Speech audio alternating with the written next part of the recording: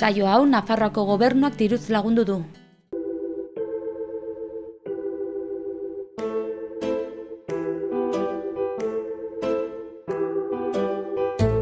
Ongi etorriak ikus-entzuleak, hau handik eta hemendik saioa dugu, Hurbiletik atalean gaude oraingoan Inazio Errandonea ezagutzeko aukera, Hurbiletik ezagutzeko aukera gainera. Ongi etorria, Inazio.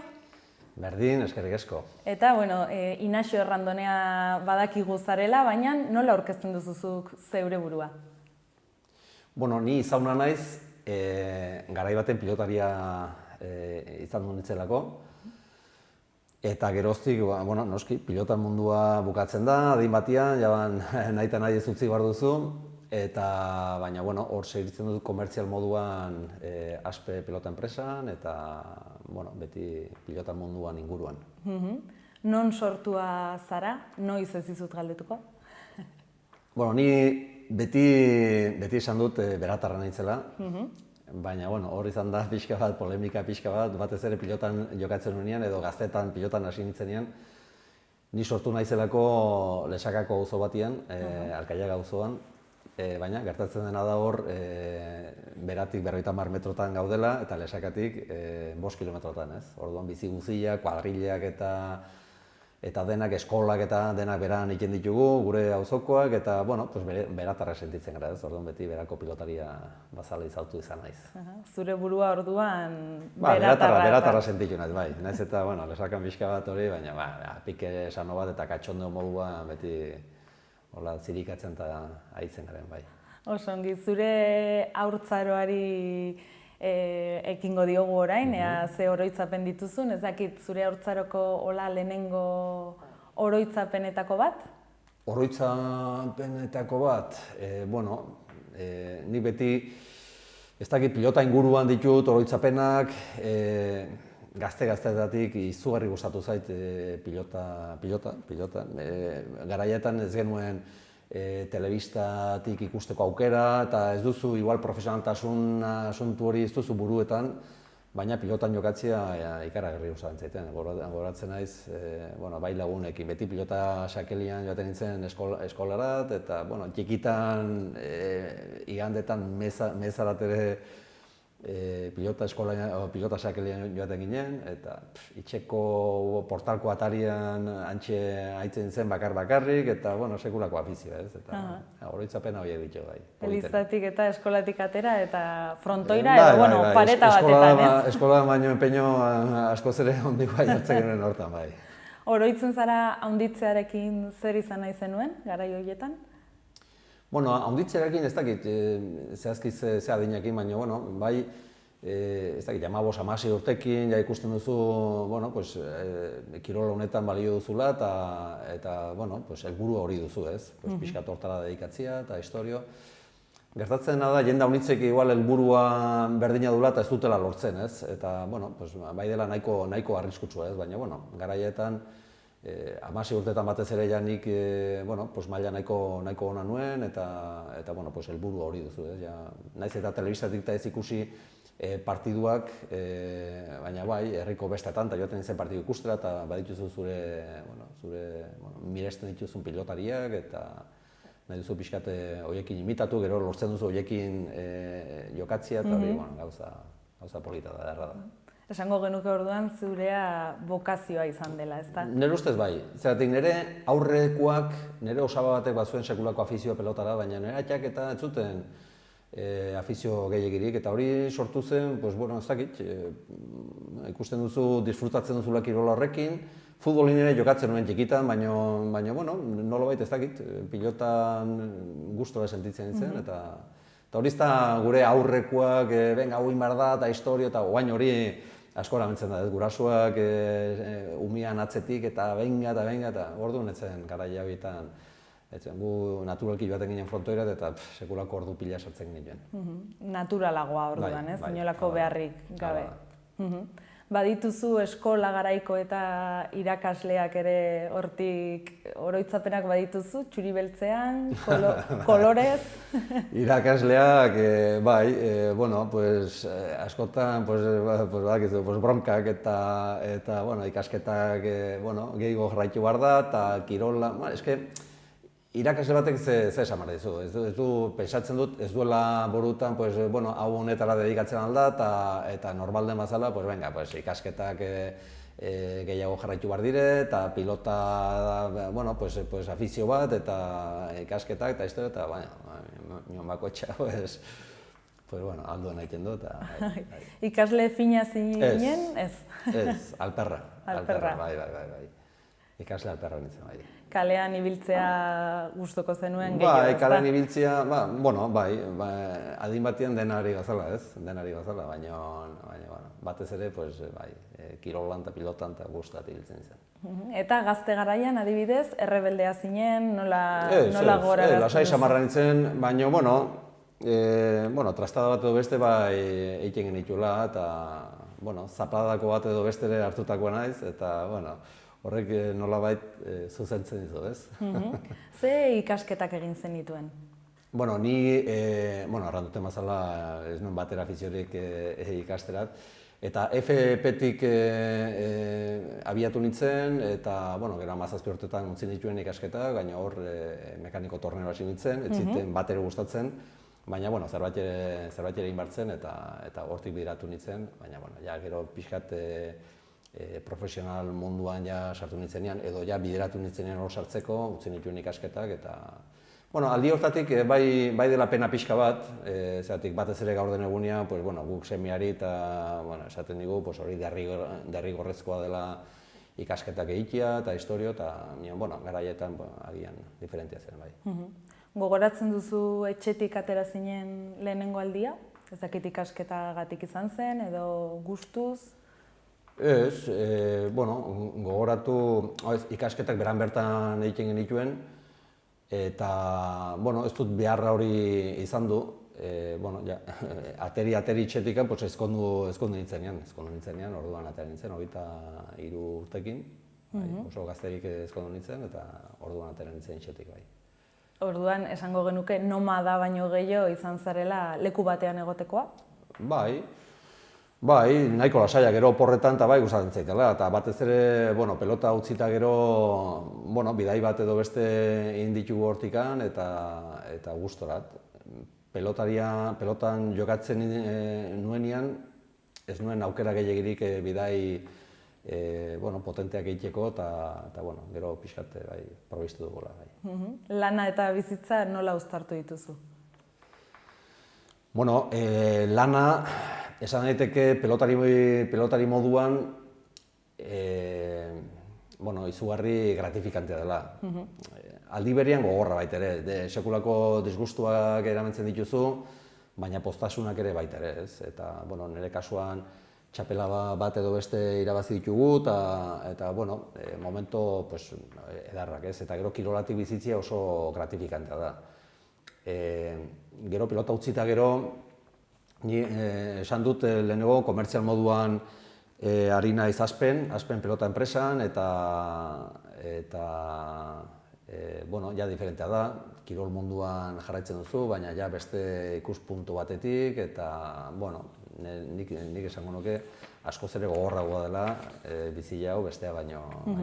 Gero aldi berean badituzu denbora libre gehiago agian, edo lehen esan duten bazala bidai bat edo beste egiteko. Eta, bueno, kirolara dedikatzen zarenean baita ere familia artean egoteko denbora asko duzu. Aldia hori oso ona da eta polita da, eta, bueno. Nola esango zenuke sortu zela zugan pilotaria izateko grina edo pasio hori? Pasio hori nire ustez hori da, bueno, bokazio bat, eta osaba banuen sekulako afizioa zuena, eta, bueno, kirol guztietarat, baina arek bai, bueno, eramentzen ziela frontoira, txikia nintzenean, eta, bueno, arek apuntatu ziren pelota eskolako entrenamentotan, eta bueno, nolabait, beretzako polita zen hilo batek horrelako afizioa izatea, baina, nire gurasoak eta ez zuten afizio gehiegirik, eta gero bai disfrutatu indutela nirekin, ez? Baina, printzipioz ez zuten afizio hori, nik esango nuke hori bokazio bat izan zela, bai. Profesionalki arituko zinela, noiz jakin zenuen?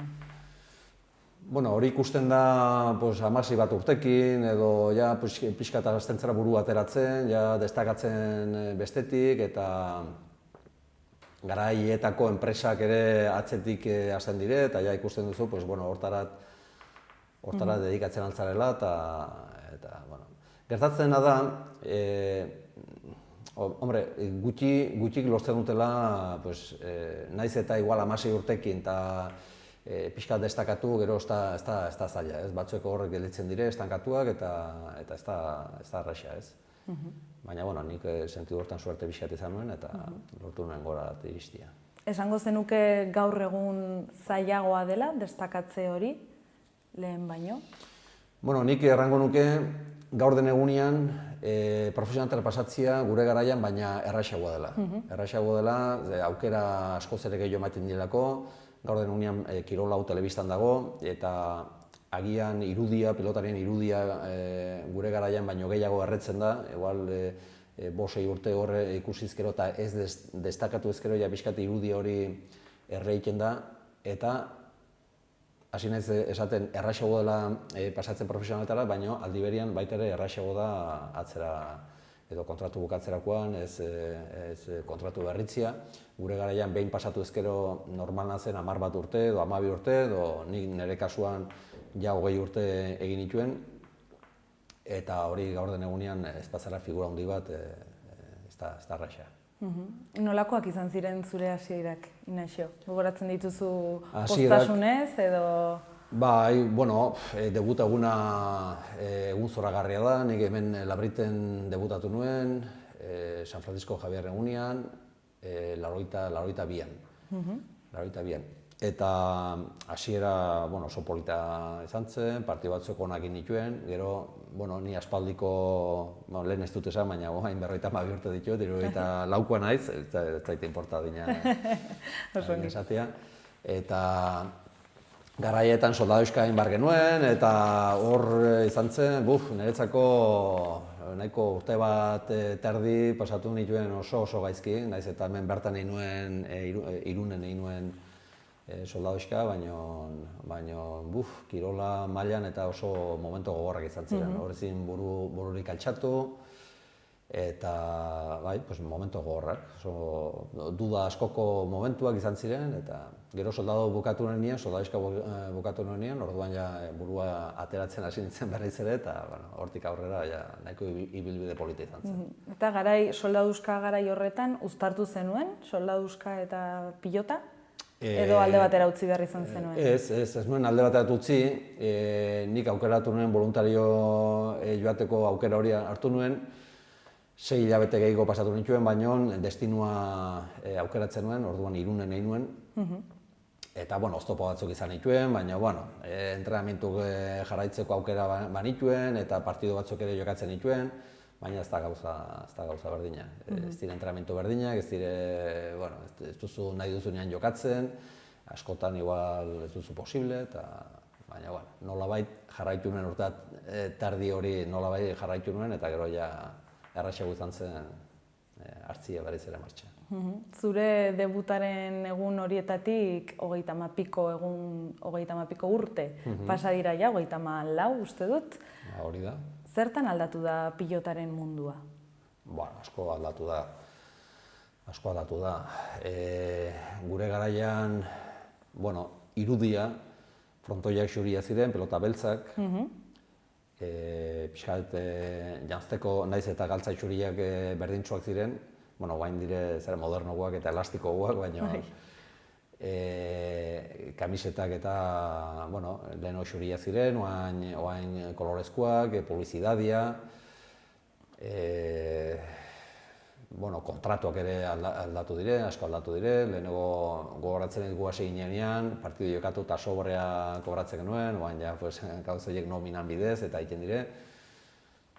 Eta, bueno, orduan partidu asko jokatzen ziren, baina gehienak esibizioko partiduak. Bazen ohitura, bai Labriten, Tolosan, Eibarren, jende joaten zen apostu giterat, etzen guain den biharrezko txapelketa horiek ez ziren orduan hola biharrezkoak. Horiek sortu ziren txapelketa sortu ez, baina garrantzia hartu dute hogeita, ez dakit 5 urtetik unara ez. Eta gaur den egunean, txapelketako partiduek ez balima da, pelota partidu bat edo jai eguna ez balima da, herriko jaietan ez balima da, ez du zentzu handirik ez. Jendia ez da etortzen ikustea, ez balima da txapelketako partidu neguan batez ere. Eta sentu hortan asko aldatu da. Oain, nire ustez, pelotariek presio askoz ere handiago du, zeratik egunero telebistan dago, beti kompetizioko partida jokatzen ari da, eta naiz eta garaia eta baino partio gutxigo jokatu, baina nire ustez denboraldia gogorragoa da.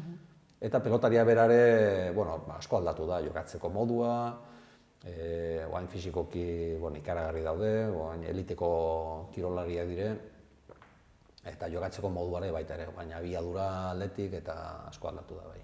Askoz ere bizkorrago eta azkarrago orain, ezta? Pelotarien rekurso gain aldatu dire, aurrelariak ikusten dituzu sekulako ritmoan jokatzen dutela eta indarrako pelotariak dire eta asko aldatu da. Eta gain ikusten ditugu gain dela 20 urteko partiduak, ez 30 urtekoak, gain dela 20 urteko partiduak ikusten ditugu eta ritmoa eta izugarri aldatu da. Askoz ere motelagoa, ezta? Bai. Zein izan zen pixkat hori aldatu zuen pilotaria edo pilotariak? Momentu bat egonda non... Nire ustez, telebistan sartzia kirolunentzat izugarri inportantia izan zen. Zeratik, hor umeak referentzia bat badute ez. Eta hori oso importantia da. Zu ikusten nahi zara 10 urtekin pelota partidu bat eta fijatzen zara zure idolotan edo historio eta nahi duzu imitatu, aportatzen dituzu gauza berriak. Eta hor da evoluzio bat ez. Gero evoluzio horrek eskatzen du baitere pilotak azkarragoak izatea eta hor poli-poliki etortzen da aldaketa ez. Gero izaten dira pelotari batzuek revoluzioan zen dutela pixka bat kirola hau eta hor izan zen garai baten titin eta gero irujo izan zen sekulako irautzailea pelota munduan batez ere mano-manoko partiduetan eta hori ona da, zeratik nik gogoratzen naiz ikusle moduan, Irujo hori lehendabizian ikusten nuen likan sakiak altxatzen buruz buru airez eta harraiten zu, ze gauza raroa. Gaur den egunean, pelotari guztiak mano-mano altxatzen dute sakia airez. Ez da ulertzen bertzen modu batean pilota. Moda kontua da? Ez, nire ustez ez. Hori da evoluzio bat. Evoluzio bat izan da, eta hori nire ustez ez du atzera biderik. Eta gainera, esan duzunagatik, onerako da, ez? Bai. On egin dio, ez? Gaur den egunean ikusten baduzu bain dela 20 urteko partido bat, ritmoa askoz ere motelagoa da, eta kirol profesionalak nire ustez eskatzen duela abiadura. Diferentzia hori da. Kirol afizionatua edo profesionala nire ustez hori da diferentzia, abiadura. Eta gaur den egunean pilotan sekulako abiaduran jokatzen da eta horrek atzerat ez du itzulirik. Ez du baltarik. Orain komertzial lanetan zabiltza, Aspen, ezta? Zuzendari komertziala zara bertan. Gustuko duzu egiten duzun lana edo kantxa gustuko zenuen gehiago? Hombre, pilotari kirolatik bizitzia da placer bada, privilegio bada eta konturatzen zara batez ere hori ja bukatzen denean. Bukatzen denean, zeratik momentu horretan pasatzen dituzu, presioak eta momentu gogorrak pasatzen dire eta gero postasunak ere baitere, baina gero ja uzten duzunean, ikusten duzu eta orduan benetan apreziatzen da nola bizitu izan zaren eta ze polita izan denez.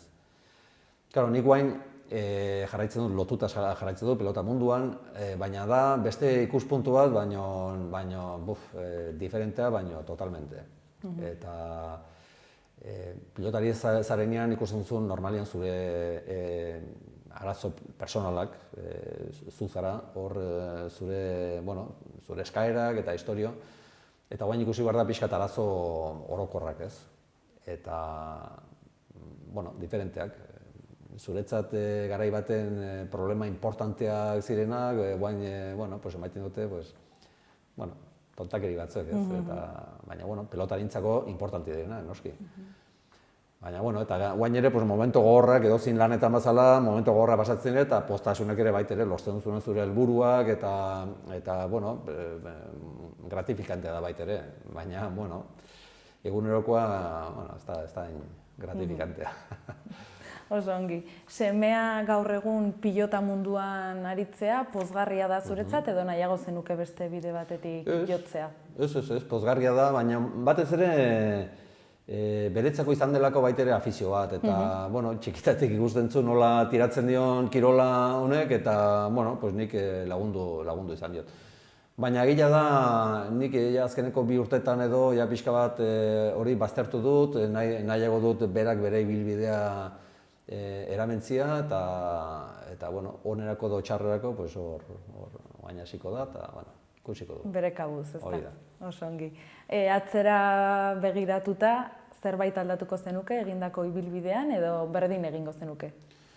Bai, nik berdin egingo nuke. Ni bizila, nahiko ongi joan zait, eta orduan ongi joan den gauz bat ez duzu zergatik aldatu barrik. Oso ongi. Berakoa izan da, paisaia ederrak dituzue eta mendi politak baita ere. Mendizalea zara? Ez naiz mendizalea, ez. Ez naiz mendizalea. Ez dut afizio gehiegirik izan du mendian ibiltzera. Eta gainerat, esperientzi kaskar bat izan nuen dela bizpahiru urte, dela 2 urte izango zen. Ez nuen sekulanin berako itzulia, menditik. Kaskarra esan nahi dut, katxondoan, baina, hasi nintzen, eta pentsatzen nuen gai izango nintzela buelta itzuli guztia emateko, eta nuen posible izan du. Hor falta izan zaiten ordu pare bat hola, sekulako pariz hartu nuen, oain egiarren ez dut kirol gehiegirik iten, eta geroztik ez dut berriz ere saiatu. Uste duzu natura zaintzen dugula? Bai mendiak, bai gure inguruak? Sentsibilizatuak gaudela? Pentsatzen dut gehiago segurazki egiten aldela. Mendiak, lehenengo, ni baserritarra naiz eta baserria askoz ere gehiago ziren. Eta baserritarrak, nire ustez, mendila beti zaitu izan du.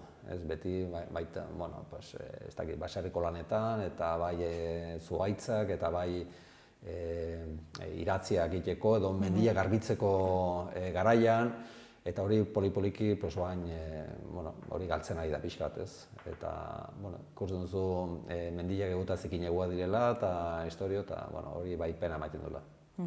Aukeratzekotan, mendia ala hondartza?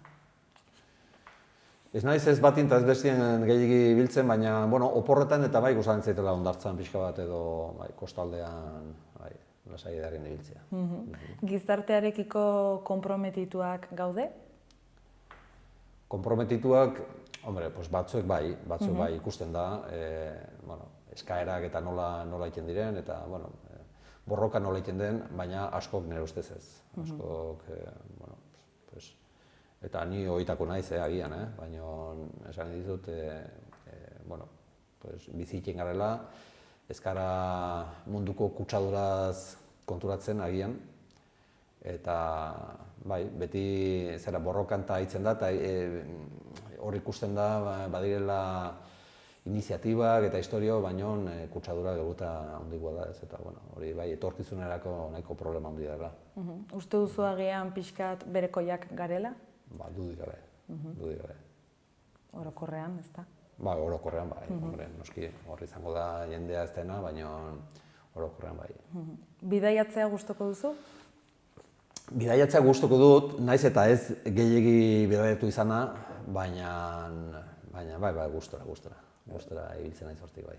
Izan dituzu nola azken oporrak bidaiatzeko aukera izan duzuna? Bueno, emazte eta bilek azken guain dela hilabete batzuek Asturiasen barna ibili ginen, ez da bidai izugarria hori, baina bueno, izugarri gustora bile bakarrik ibili ginen. Polita da Asturias ere. Bai, oso polita. Oso polita. Oso polita, eta, bueno, hango sagardua probatu genuen, eta nintzen sekulan ibilia Asturiasen. Baina, bueno, bidai potentena dena den, hau esan nahi dut, Kalifornian gonbidatzen gaitu hango euskal etxeak, exhibizio batzuk egiterat eta historio, eta bueno, beti hemengo jendiakin, eta han izan naiz, ez dakit, 8-9 aldiz, baina 50 urte egin genituenean, kuadrilako 4 joan ginen, gure kabuz, pixkat Kaliforniako buelta ematerat, eta Las Vegas ere bizitatu genuen, eta historio, eta izan zen esperientzia bat ikaragarria. Gure kabuz, alokatu genuen furgoneta bat, eta itzuli hori egin genuen, eta izan zen esperientzia bat ikaragarria. Bueltatuko zinen orduan. Bai. Urtero arraiten haute, bastandarra hauek arat joateko eta historio eta batzutan posible du, estatzen ez, baina berriz ere itzuliko nintzen gustora. Zer herrialde ezagutu nahiko zenuke, oraindik pendiente duzuna?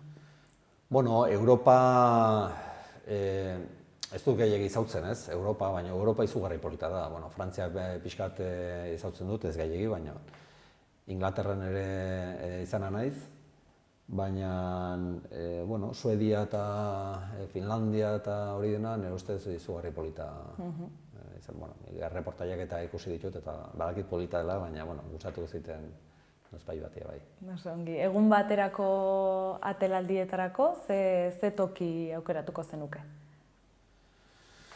Bueno, ez dakit, egun baterako kostaldean, Kantauri aldia izugarri polita da, ez dakit, Kantauri aldiko edozein herri, Euskal Herriko kostaldeak izautzen ditut gehienak, Kantabria alderat ere, hor pixkat ibilia naiz eta leku oso politak dire, baina agian hor kostaldera joango nintzeke.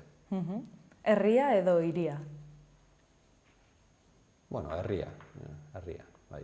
Herri txikia edo herri... Ez, herri koxkorra. Koxkorra. Bai, herri koxkorra. Hor ja pixka bat zerbizio klase guzia dituzun leku bat, eta bai. Oso ongi. Mitozalea altzara? Mitozalia ez gehiegi. Ez. Bizitokiak, uste dut badakidala zer erantzungo duzu, baina bizitokiak eman dezake bizipoza? Bai, bizilekua, bizileku goxo batian bizitzea, nik esango nuke gu privilegiatu batzuk garela, Bortzir inguruan eta historio, iparraldea bertan daukagu, harremana nahiko ona dugu iparraldeakin. Gipuzko aldera irtera, gure irtera naturala Gipuzko aldera da, Irun Hondarribi, Donosti aldea, eta leku horiek zoragarria dire, eta jakin behar da apreziatzen, ez, noski. Igual, ohitzen bazara hor bizitzen, igual ez duzu gehiagia apreziatzen, baina, ni izugarri gustora bizi naiz inguru hortan. Eta lasai edo pozik egoteko toki sekreturen bat baduzu hortik? Deskonektatzeko erabiltzen duzun tokiren bat? Ez, ni lagun artean eta gustorat ibiltzen naiz, eta agian, ez dakit, rutinario xamarra naiz edo ez dakit, baina ni gustorat duten biziekin gustora bizi naiz. Poztasuna sortzen dizun egoera bat? Eguneroko lanak, izaten egunak gauz bat lortzen duzunean sekulako satisfazioa sumatzen duzuna, ez?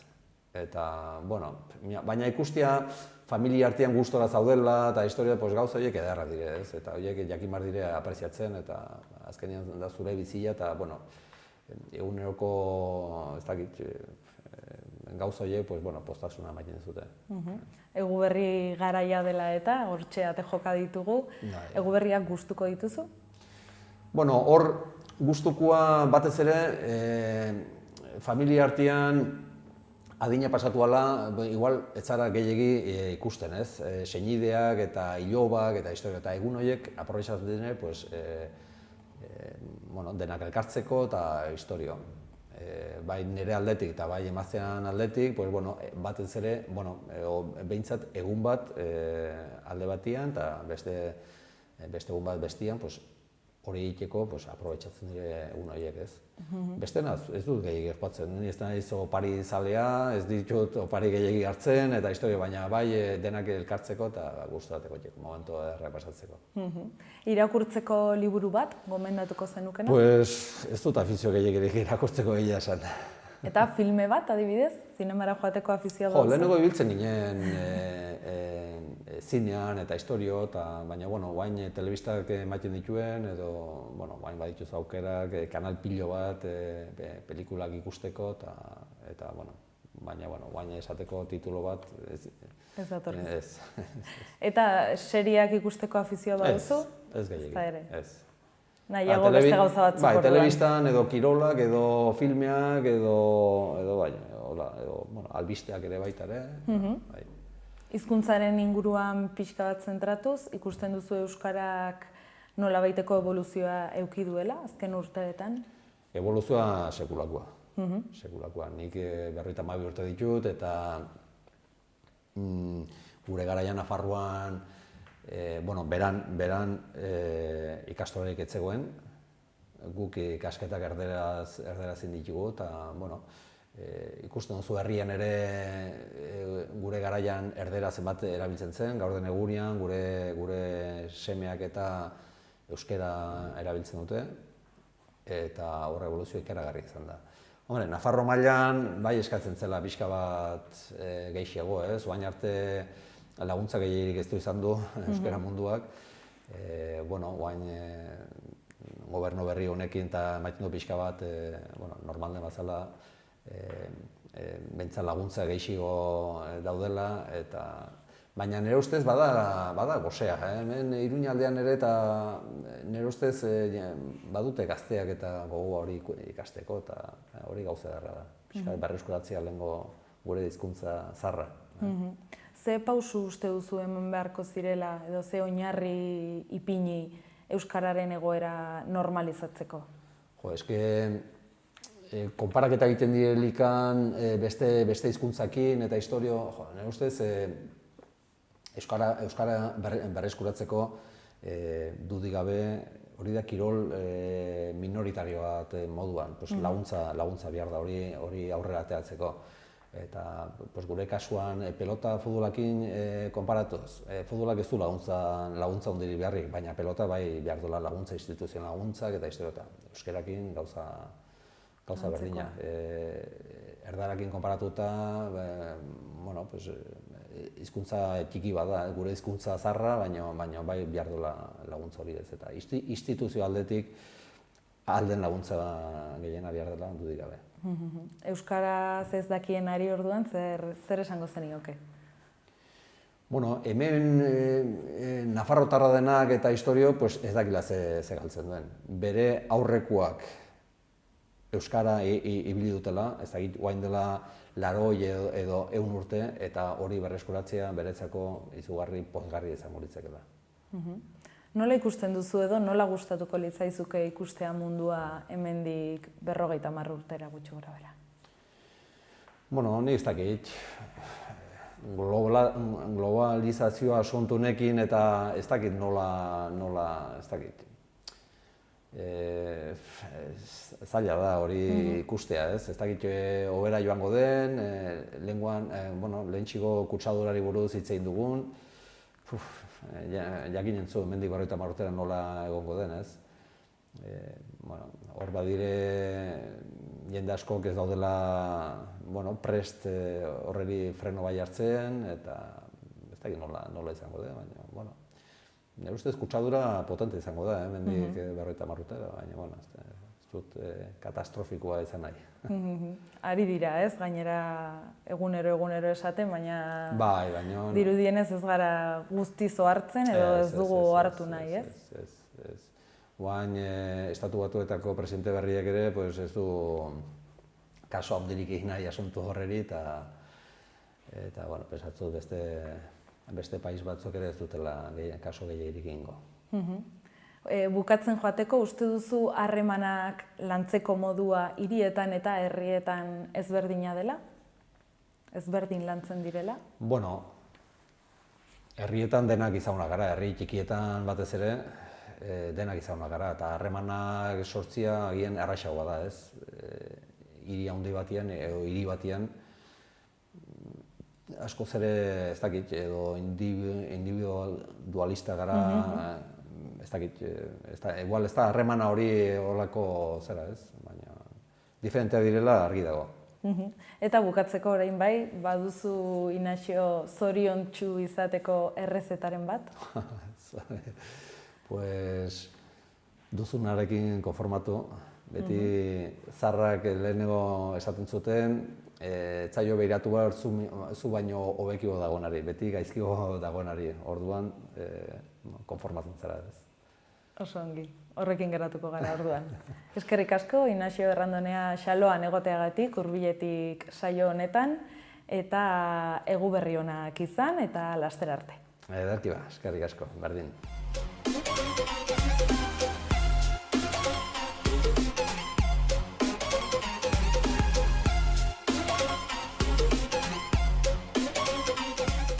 Bueno, nire izena Aritz Romeo da, Iruñeko zinegotzia naiz 2007 urtetik, eta momentu honetan nire ardura da herritarren segurtasuna eta elkarbizitza zinegotzi delegatua izatea, eta Sanduzelai auzoko auzo zinegotzia naiz. Sanduzelai auzoko zinegotzi karguan edo ardura horretan betetzen dudan lana zera da. Alde batetik auzoko kolektiboekin elkarlanean ibiltzen naiz aldudan guztietan eta deitzen nauten guztietan, esate baterako bi eskoletako eskola kontseiluko kidea naiz, bestetik ere osasun etxeko kontseiluko kidea naiz, gainera beti ibiltzen naiz karrikagunen dauden kolektiboekin, umetxearekin, adardunekin, herri ekimenarekin, baita ere jakina auzo elkartearekin biltzartu naiz behin baino gehiagotan, eta nik egiten dudana da haien beharrak eta auzoko beharrak identifikatu eta udalera eraman. Nolabait ere udaletxearen udalaren ordezkaria naiz auzoan eta auzoaren ordezkaria udalean. Lan hori egin nahi dute auzokideak eta mugimendu asoziatiboa saretu eta sare hori eta udaleren arteko harremana goratu eta beraz auzoa hobetzen saiatzen ari gara. Beti ere auzokideekin elkarlanean jakina. Zenbat denbora behar den auzoko zereginetarako ez da erraza kalkulatzea. Egia esateko nik ordu asko pasatzen ditut Sanduzelain, nire familia hemengoa delako, gainera aurra ere Sanduzelaiko eskolara ekartzen dugu, eta beraz bizitza Sanduzelain egiten dugu, baina horretaz gain eta ardura esate baterako udaletxeko ardurak jorratzeko astean ordu batzuk botatzen ditugu batzuekin eta besteekin elkarlanean. Gainera orain abian jarri dugu erdigune proiektua, alegia auzoko kuadranterik zaharrena berbizitzeko, berbitalizatzeko proiektu bat da, hori auzotik beratik egiten ari da, talde edo mai motorra edo mai eragilea auzokideak dira, eta beraz haiekin elkarlanean gaude behin da berriro, eta beraz ordu asko joaten dira edo ordu asko inbertitzen dira auzoan. Sanduzelaiko lehendabiziko berriak erdi arokoak dira, baina lehendabiziko etxeak, gaur egun ezagutzen ditugun etxeak, tren geltokiarekin batera etorri ziren. Beraz, geltokiaren auzoa deitu izan zaio askotan, baita ere ezatasunaren auzoa ibaiaren ondoan dagoelako, noski. Sanduzelai gaur ezagutzen dugun moduan, 60-70ko hamarkadetan eraiki zen, eta momentu horretan gainera oso baldintzatua egon zen auzoa bere garapen urbanistikoarengatik, eta garapen urbanistiko horretan ezaugarri bat badago, eta da ustelkeria frankista ere nabaritzen dela, eta gaur egungo arazo asko hortik datoz. Sanduzelai 4 kuadranteetan dago banatuta, alde batetik Nafarroako etorbidea, eta bestetik Sanduzelai etorbideagatik, beraz bi bial handiengatik. Kuadrante horietan badaukagu zaharrena da erdigunea, momentu honetan erdigune deitzen dioguna, hemen gauden kuadrante hau, horiek dira momentu honetan etxerik zaharrenak, eta horretan berbizitzeko estrategia bat abian jarri du udalak auzokideekin batera, Nafarroako Unibertsitate Publikoarekin batera, eta horretan elkarlanean gaude duela urte bat gutxi gorabehera hasi ginen, eta horretan ari gara, ez? Bestetik ere, esan behar da, Sanduzelaik duen aberastasunik handiena dela, hain zuzen ere, bere sare asoziatiboa. Sanduzelai izan da pioneroa gauza askotan, esate baterako aurten betetzen dela 25 urte umetxea jaio zenetik, umetxea da Sanduzelaiko talde prebentiboa, eta umetxea izan zen Iruñeko lehendabiziko talde prebentiboa, hortik atera ziren besteak, Aldezar, Sinarzubi, Txabakoiz Bizirik, Joar, etc. eta dauden besteak. Beraz, Sanduzelai egin du bere auzokideek egin dute auzoa. Gaur egun ezagutzen ditugun subterraneoak egin izan ziren hemengo auzokideak atera behar zirelako protestatzera eta etorbidea moztera, udalak ez zituelako bere garaian, udal frankistek ez zituztelako egiten bere garaian subterraneo horiek auzotik alde batetik bestera pasa ahal izateko. Gaur egun badaude ere igerilekuak ere badira auzokideen borrokaren ondorio bat. Urteak eta urteak bete zituzten auzokideak borroka hori egiten, eta azkenean udalak egin zituen piztinak. Erdigune proiektua ere auzokideen nahiari erantzuten dio. Eta alegia, gaur egun Sanduzelain dauden infrastruktura guztiak auzokideen lanaren ondorioa dira, auzokideen borrokaren ondorioa. Beraz, Sanduzelai da bere burua egin duen edo bere burua eraiki duen auzo bat. Eta hori uste dut dela aberastasun handia. Aukera asko daude Sanduzelain lan polita egiteko, ze bere sare asoziatiboa oso bizia da, eta gainera beti berritzen ari da. Jakina betiko elkarteak daude, Gaztaroa mendi taldea, jubilatuen taldea, auzo elkartea, umetxea, adardunak lan egiten duela ere gazteekin, eta horretaz gain ere sortzen, konpartsa, gaiteroak, txistulariak, baina horretaz gain ere beti sortzen ari dira elkarte berriak. Duela gutxi sortu zen azkeneko elkartea, da Salseando Sanduzelai, eta gainera, hor dantza latinoak egiten dituzte, eta arrakasta handia dauka, 100 pertsona etortzen dira, eta ez da txantxa, 100 pertsona baino gehiago lanek edo, hor daude implikaturik, beste auzoetatik ere etortzen dira horretara, beraz, Sanduzelai oso auzo bizia da, izan ditu kondizionante oso gogorrak, sortu zen moduan, auzo obrero bat da, eta gainera esan dudan bezala korrupzio frankistaren ondorio bat da, baina horrek eragin du auzo mugimendu oso potente bat izatea, eta horrek sortzen dizkio Sanduzelaire benetako aukera politak garatzeko. Auzoaren egitura urbanistikoa baldintzatua dago auzoa nola sortu zen eta horregatik, ez? Auzoa 4 zatitan banatua dago, alde batetik pasatzen da Nafarroa etorbidea eta bestetik Sanduzelai etorbidea. Eta beraz, 4 kuadranteetan dago banatua auzoa. Horrek esan nahi du etxe bizitzen lekutik, adibidez orain gauden kuadrante honetatik eskoleretara joateko, gaztelerazko eskolera, San Jorge eskolara edo Sanduzelai ikastetxera, ereduko ikastetxera, kuadrantea aldatu behar dela, beraz, etorbidea handi bat pasa behar dela. Etorbidea pasatzeko auzokideek protesta handiak egin zituzten 70ko hamarkadan, lehen ez zegoelako pasabiderik, eta orduan udalak egin zuen, Balduzekin egin zuen pasabide, orain ezagutzen dugun pasabide hura, ez? Beraz, egitura urbanistikoa asko baldintzatzen du auzoak. Uste dut horretan, buelta bat egin behar zaiola, nola lortu konektibitatea auzoko kuadrante ezberdinen artean. Gero, azkeneko garapena, Zibibox eta Sandua pasealekua hori da Sanduzelai berria, eta hor ikusi ahal izan dugu nola UPN-ren garaietan auzoak berbizitzeko auzo berri bat egiten zuten auzo zaharraren ondoan. Agian, estrategia interesgarriago bat izango zen, zaharra berbizitu, ze bestela ere ezberdintasunak sortzen dira. Beti ere, nik uste dut, Sanduzelai oso leku honean dagoela kokatua Iruñan, leku privilegiatu batean.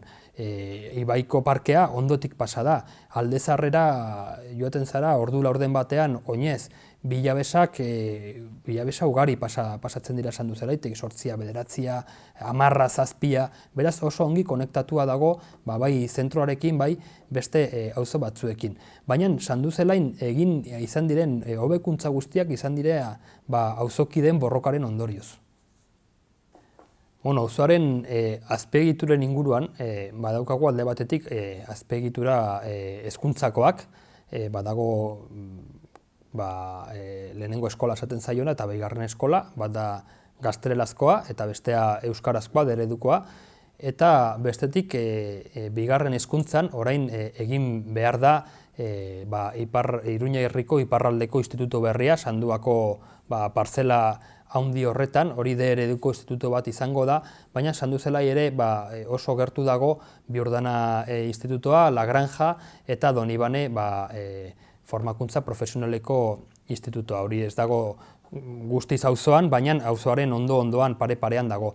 Bestetik ere aurre hezkuntzan badago Nafar Gobernuaren aurreskola bat, gaztelerazkoa da, nik uste dut beharrezkoa dela ere euskarazko aurre eskola izatea, edo behintzat aukera hori ematea auzoan. Bestetik, kirol azpiegituren inguruan badago futbol zelaia, badago ere piztinak, eta piztinekin batera hiri balnearioa edo aquaboxa deitzen zaiona, hori auzokideen aldarrikapen historiko bat izan zen, azkenean lortu zen, udalak hori eraikitzea, garaipen bat da, herri mugimenduaren garaipen bat izan dira piztina horiek.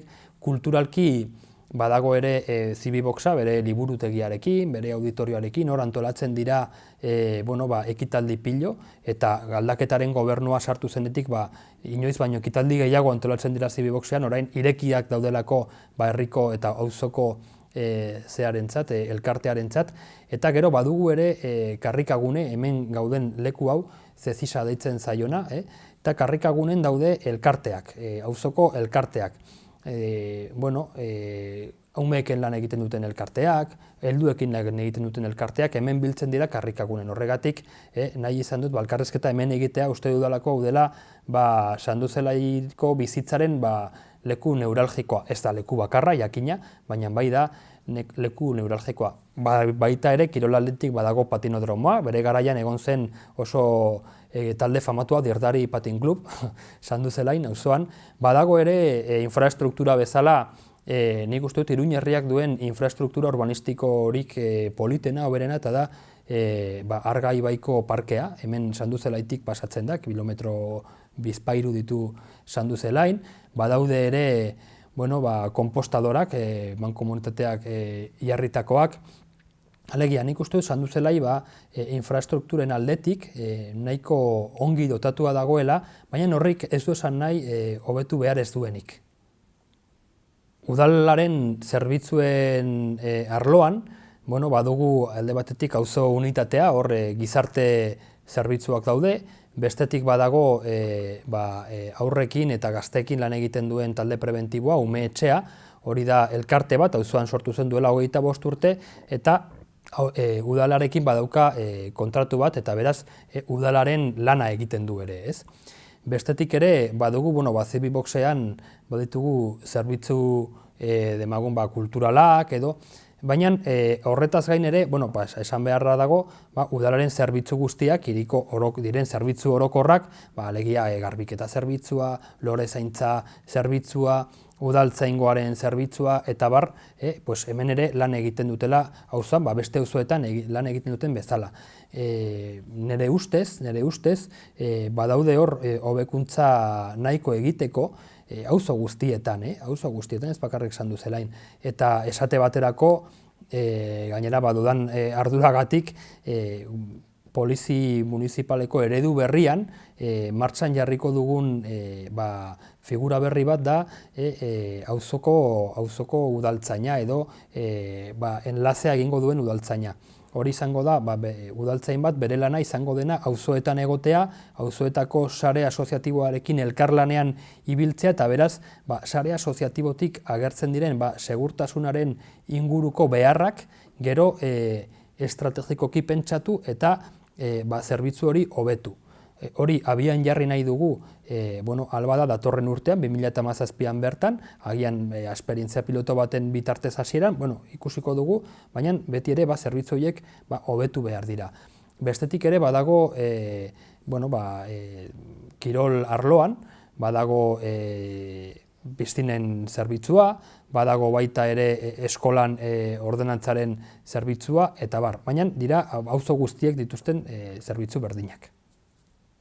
Auzaren behar nagusiei aurre egiteko, udalak urte terdi honetan izan duzelain inbertitu ditu milioi euro erdi baino gehiago. 500.000 euro inbertitu ditugu auzoan. Alde batetik hobetu zen, aldatu zen Sanduzela ikastetxeko patioa, hori duela 30 urteko erantzun gabeko behar bat zen, eta erantzun diogu aurten estrenatu da patio berria. Bestetik ere San Jorge ikastetxean zeuden kubierta batzuk, tetxo batzuk amiantozkoak, gauza bera duela 30-40 urte aldatu gabe, eta aurten aldatu izan ditugu amiantozko kubierta horiek, eta orain ari gara garatzen auzotik atera diren behar konkretuei erantzuteko obra txikiak, adibidez karrikaguneren espaloia zabaltzen ari gara, subterraneo txikian ere obra batzuk egiten ari dira, eta horrelako interbentzioak egiten ari dira. Baina Sanduzelain burutzen ari den lan nagusiena eta garrantzitsuena da erdigune proiektua. Sanduzelaiko arazo nagusietako bat da bere kuadrante zaharrena, alegia hemen gauden kuadrante hori, behar duela bizi berritzeko estrategia bat, bizi berritze soziala eta urbanistikoa. Baditu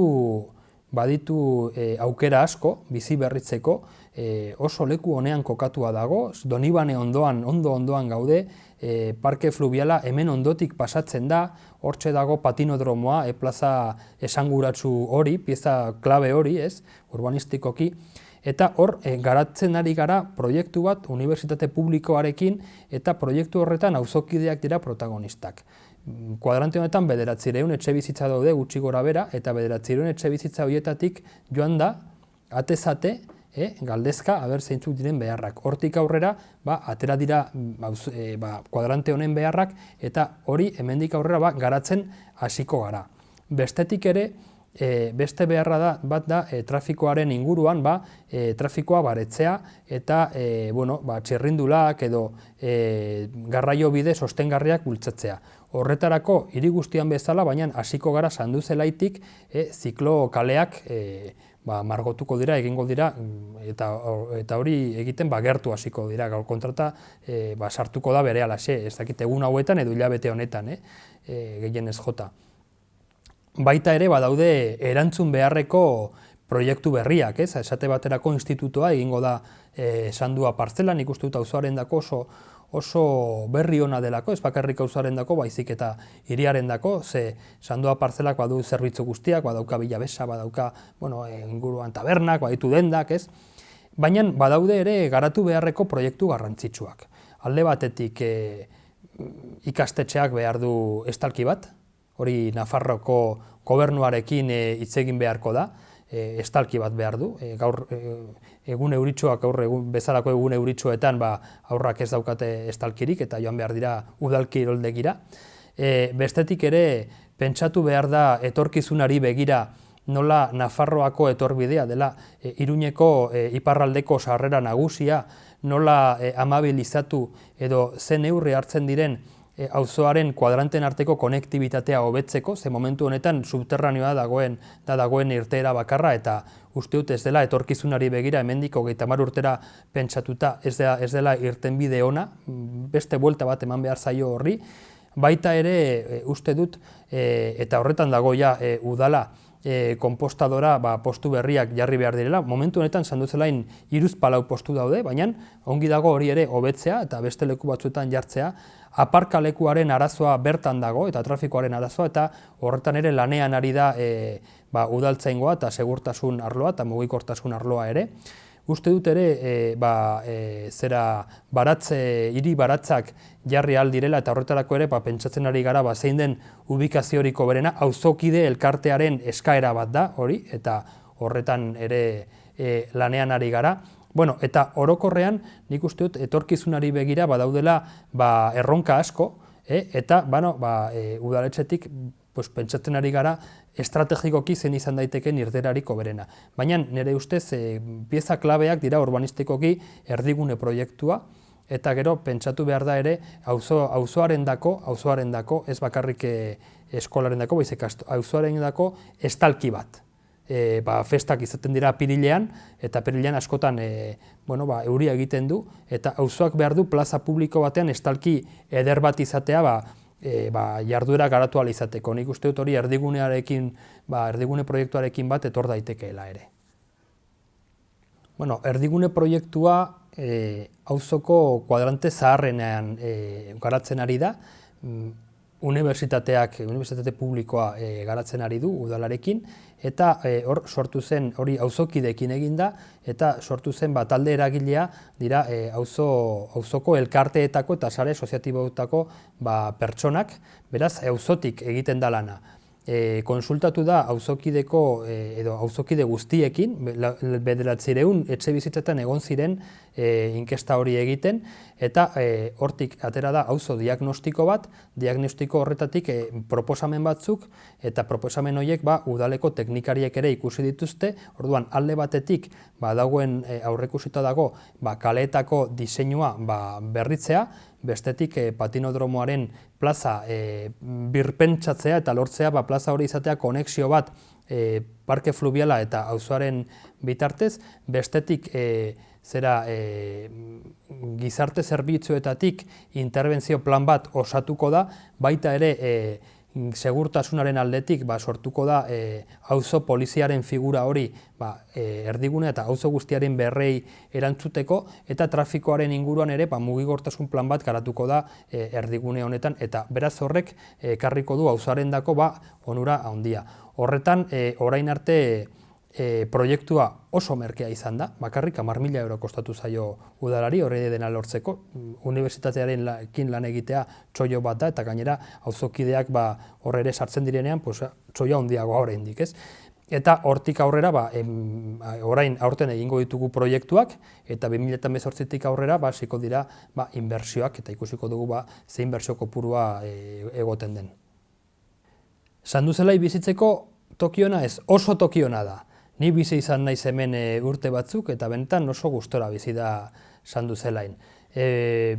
Anistasun handia dago, auzo bizitza oso aberatsa da Sanduzelain, beraz, auzoan egin daiteke bizitza, baina zentrutik ere oso gertu dago, oinez 15 minututan zaude Aldezarrean, 5 minututan zaude Donibanen, bilabesa ugari pasatzen dira auzotik, beraz, 5 minutuero, 3 minutura badaukazu bilabesa bat hartzeko, Ibaiaren parkea, Argaren parkea hemen ondoan dago, beraz, bizi kalitatea oso altua da Sanduzelain.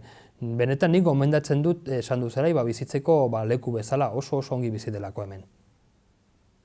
Sanduzelain elkarte asko dago eta auzokideak oso mugituak dira, eta jakina dagoela elkarlana. Duela egun gutxi ospatu zuten jardunaldi batzuk aurrekin lan egiten duten elkarte guztiak, eta asko daude Sanduzelain bakarrik. Sanduzelaiko sarea deitu zioten, eta oso lan esperientzia polita izan da. Baina mota guztietako elkarteak daude, haien artean elkarlanean daude, gainera elkarlana hori garatzen da Karrikagunen, leku honetan, eta beraz horrek udalarekin lana errazten du.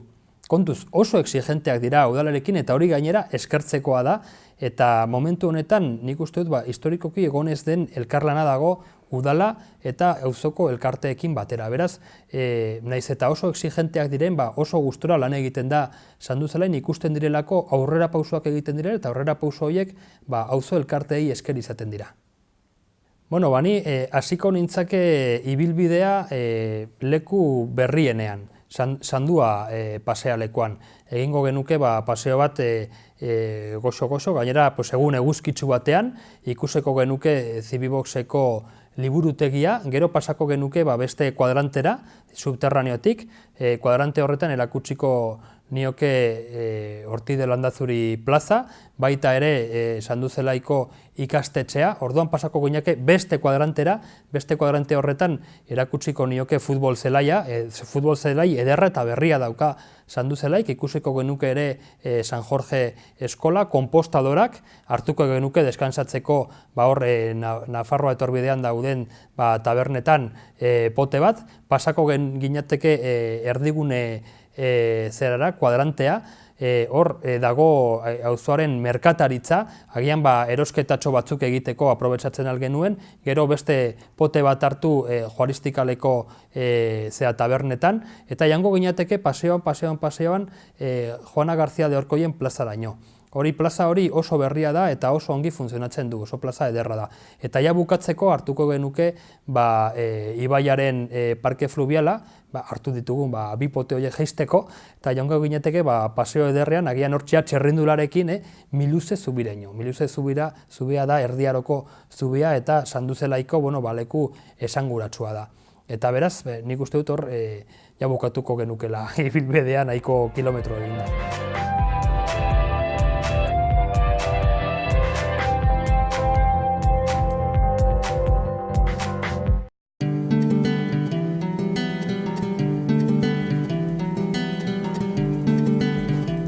Saio hau Nafarroako Gobernuak diruz lagundu du.